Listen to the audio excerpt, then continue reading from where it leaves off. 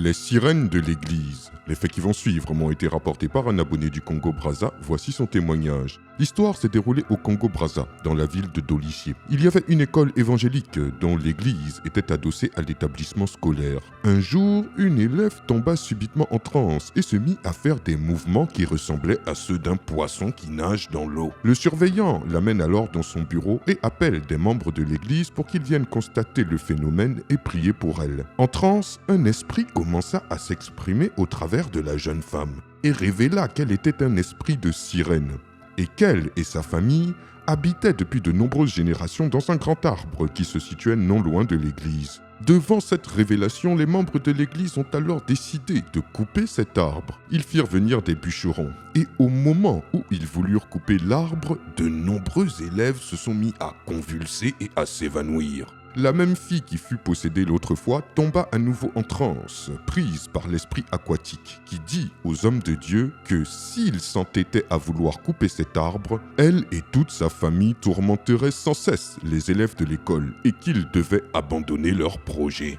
Les membres de l'église décidèrent d'arrêter et le calme revint dans l'école et les élèves purent reprendre leur esprit. Devant cette situation difficile, les pasteurs décidèrent de faire des offrandes à l'arbre tous les vendredis pour assurer la paix et la stabilité au sein de leur école. Et depuis, il n'y eut plus aucun problème. Waouh, quelle histoire incroyable. Dites-moi ce que vous en pensez dans les commentaires et je vous dis à très bientôt pour une nouvelle vidéo. C'était Takashi J numéro 1 sur les histoires mystiques de l'Afrique.